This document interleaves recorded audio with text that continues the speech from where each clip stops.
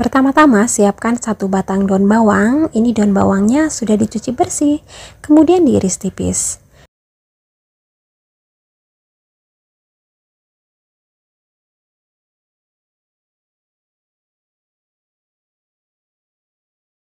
Kemudian siapkan juga tepung terigu. Ini tepung terigu yang saya gunakan adalah tepung terigu curah biasa aja, yang biasa di warung-warung.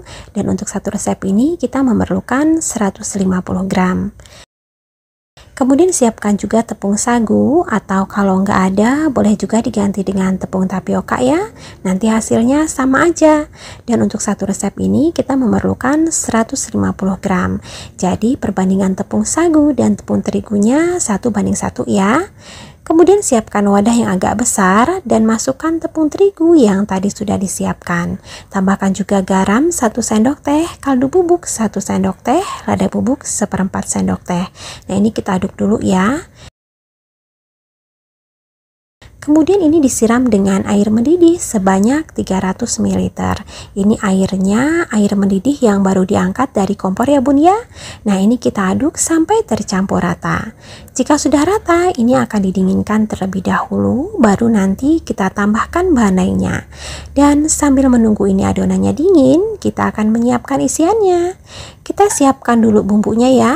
Untuk bumbunya gunakan 2 siung bawang putih, 3-4 siung bawang merah, 2 cabai rawit merah, dan 4 buah cabai merah keriting. Untuk cabainya ini boleh ditambah ya bun ya, karena nanti memang ini pedasnya nggak terlalu mantep. Jika bunda pencinta camilan pedas, ini cabai rawit merahnya boleh ditambah biar pedasnya lebih marem ya. Semua bahan ini akan di blender. Ini cabainya dipotek-potek dulu biar cepat halus nanti saat di blender. Tambahkan juga sedikit air. Nah, ini kita blender dulu.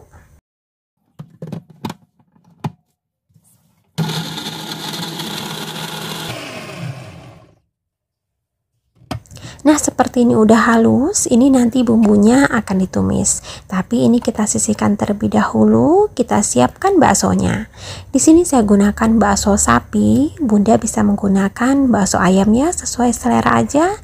Bakso ini adalah bakso curah murah meriah, tanpa merek. Ini saya beli harganya Rp500 per butirnya. Baksonya ini sudah dicuci bersih, kemudian dipotong kecil-kecil. Jadi satu bakso ini dipotong bisa sampai 16-18 potong ya. Jadi cukup kecil-kecil agar nanti mudah saat dijadikan sebagai isian. Dan untuk satu resep ini kita memerlukan sekitar 12 butir bakso. Jika baksonya sudah siap, ini kita bisa langsung menumis ya.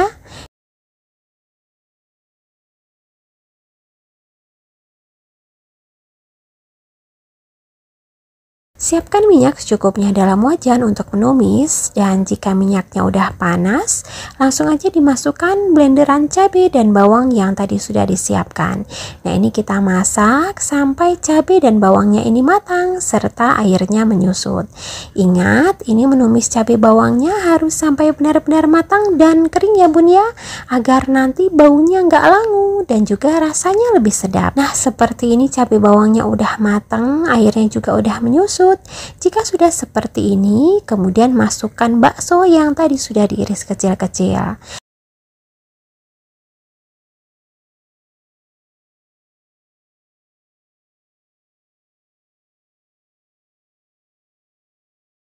Tambahkan juga garam setengah sendok teh, kaldu bubuk setengah sendok teh, dan gula pasir setengah sendok makan. Nah, ini kita aduk ya sampai rata, dan ini kita masak sampai baksonya ini matang. Oh ya, di sini saya tidak menambahkan lagi air, jadi memang ini seperti ini aja kering, karena memang isiannya nanti nggak boleh basah ya, agar nanti mudah saat kita masukkan ke kulitnya. Karena kalau basah, selain sulit dijadikan sebagai isian, juga beresiko rembes ya isiannya ini. Nah, ini sambil terus diaduk-aduk. Nah, seperti ini udah cukup. Ini baksonya udah matang. Ini bisa dikoreksi rasanya. Kalau sudah oke, ini sudah siap untuk dijadikan sebagai isian. Tapi ini didinginkan terlebih dahulu ya. Sekarang kita akan melihat adonan tepung terigu yang tadi didinginkan.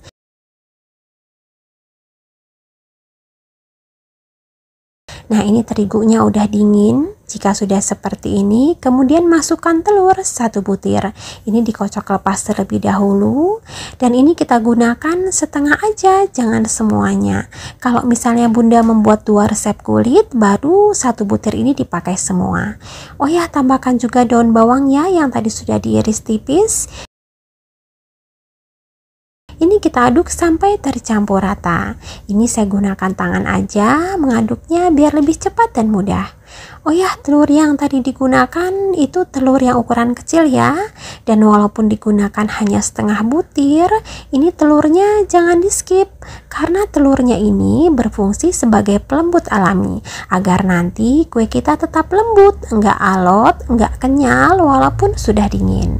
Nah, seperti ini udah rata ya. Jika sudah seperti ini, kemudian masukkan tepung sagu 150 gram. Atau boleh juga diganti dengan tepung tapioka ya. Ini memasukkan tepung sagunya secara bertahap ya, sampai didapat adonan yang bagus, enggak lagi lengket dan mudah untuk dibentuk-bentuk.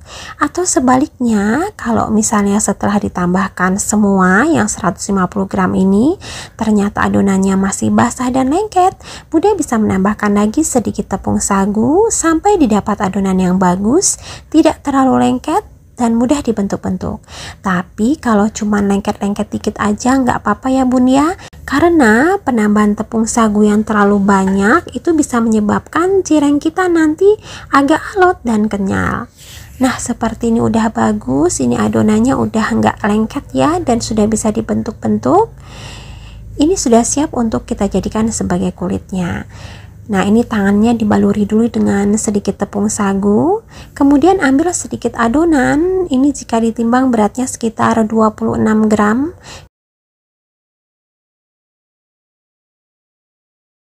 Kemudian ini dipipihkan dan diisi dengan tumisan bakso pedas yang tadi sudah dibuat. Kemudian ditutup lagi sampai rapat dan dibentuk lonjong.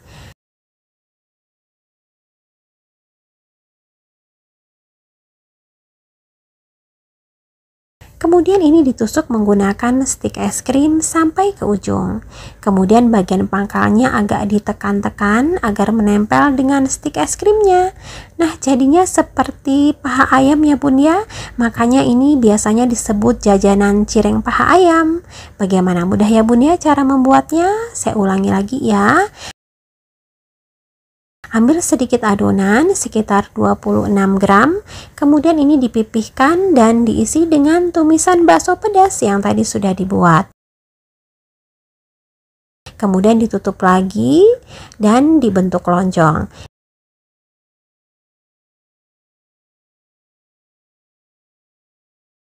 Kemudian ini ditusuk ya menggunakan stik es krim.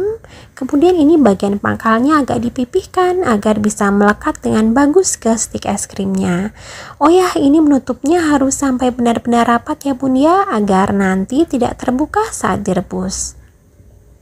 Jika Bunda membuat seperti yang ada di video, maka satu resep ini bisa menghasilkan sekitar 22 cireng paha ayam isi bakso pedas seperti ini. Jika sudah diisi semua, ini tidak bisa disetok dalam kondisi mentah seperti ini dalam waktu yang lama ya Bun ya, karena isinya ini beresiko rembes keluar, terutama minyaknya. Jadinya seperti ini nih ya, ini udah pada banyak yang rembes, jadi ini harus langsung direbus aja.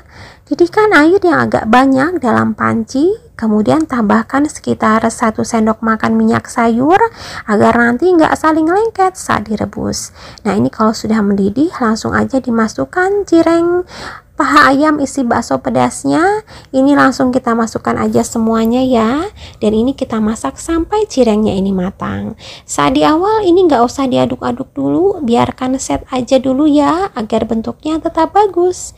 Karena walaupun lengket di bagian dasar, insya Allah ini nanti kalau udah mau matang dia akan naik ke atas dengan sendirinya. Nah, seperti ini udah mulai naik ke atas ya cirengnya, udah mau matang. Tapi walaupun sudah mengambang seperti ini jangan buru-buru diangkat, karena kan ini cirengnya bentuknya tebal ya dan besar. Kalau langsung diangkat biasanya bagian tengahnya ini ada yang belum matang, jadi ini kita biarkan dulu mengambang sekitar 3 menitan ya, sampai bagian tengahnya ini matang. Atau kalau mau lebih yakin lagi, sebelum diangkat dicek ya, dipotong dulu bagian tengahnya, dilihat kalau udah matang bisa langsung diangkat semuanya. Karena kalau terlalu lama dibiarkan direbus juga nggak bagus, nanti cirengnya ini bisa terlalu lembek sehingga nanti stik ekstrimnya bisa copot-copot. Nah seperti ini udah cukup bagus ya, ini udah matang, ini bisa langsung diangkat dan ditiriskan. Ini akan didinginkan terlebih dahulu, baru nanti dikemas-kemas untuk di packing frozen ataupun disimpan sebagai stok. Nah ini udah dingin ya. Jika sudah seperti ini bisa Bunda stok. Jadi kalau misalnya Bunda mau buat untuk jualan keesokan harinya, ini bisa Bunda buat 1 hari sebelumnya. Tinggal Bunda masukkan aja ke dalam wadah yang tertutup rapat, kemudian disimpan di kulkas bawah untuk dijual ataupun digoreng keesokan harinya. Atau ini juga bisa dijadikan sebagai frozen food. Jika disimpan dalam kondisi benar-benar beku, ini insya Allah bisa tahan sampai 1 bulan. Dan ini akan langsung digoreng aja. Siapkan minyak secukupnya dalam wajan untuk menggoreng, dan jika minyaknya udah panas, langsung aja dimasukkan cireng paha ayam isi bakso pedasnya. Ini kita masak sampai bagian luarnya agak berkulit. Ini menggorengnya nggak usah sampai garing-garing amat, sebentar aja agar bentuknya masih cakep. Karena kalau terlalu garing menggorengnya, kadang-kadang ini akan menggembung sebentar ya, kemudian kempes lagi, jadi nanti bentuknya kurang cantik. Jadi ini menggorengnya nggak usah lama-lama, sebentar aja. Jangan lupa dibalik agar matangnya merata. Nah seperti ini udah matang ya, ini udah cukup seperti ini. Ini bisa langsung diangkat dan ditiriskan. Lanjutkan menggoreng sampai selesai.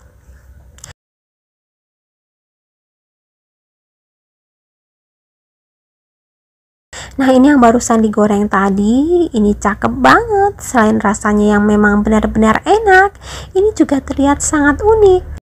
Selain dijual satuan, ini juga bisa Bunda kemas menggunakan plastik mika. Ini saya gunakan plastik mika yang ukuran besar. Ini bisa diisi 4 buah, boleh juga ditambahkan saus sambal saset sebagai pelengkap. Jika menggunakan plastik mika dan tambahan saus sambal saset seperti ini, silahkan disesuaikan lagi untuk harga jualnya. Atau ini cocok banget untuk dijadikan sebagai snack box. Ini bisa Bunda kemas menggunakan plastik OPP. Ini yang ukuran 9 x 9 cm.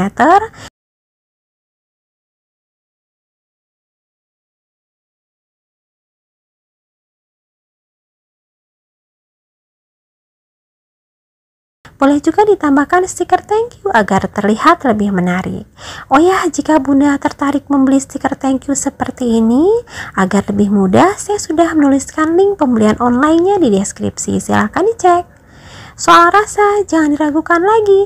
Ini enak banget. Ini cireng paha ayamnya dimakan dingin ataupun hangat tetap lembut, sama sekali nggak kenyal. Ini enak banget berpadu dengan lezatnya bakso pedas yang ada di sebelah dalam. Ini isiannya gurih banget, sedap, mantep. Sangat cocok berpadu dengan cireng yang lembut seperti ini. Bunda harus coba ya. Insya Allah ini akan laris manis jika dijadikan sebagai jualan. Dan cocok juga untuk dijadikan sebagai ide camilan keluarga. Untuk rincian resep sudah saya tulis di deskripsi, silahkan dicek. Dan untuk modal serta harga jual silahkan disesuaikan dengan daerah masing-masing. Di video ini saya hanya memberikan informasi beberapa harga bahan dasar yang digunakan sebagai ancur-ancur modal jika untuk jualan. Terima kasih ya sudah menonton videonya, semoga bermanfaat dan jualan Bunda laris manis. Mohon maaf ya jika ada salah. Wassalamualaikum warahmatullahi wabarakatuh.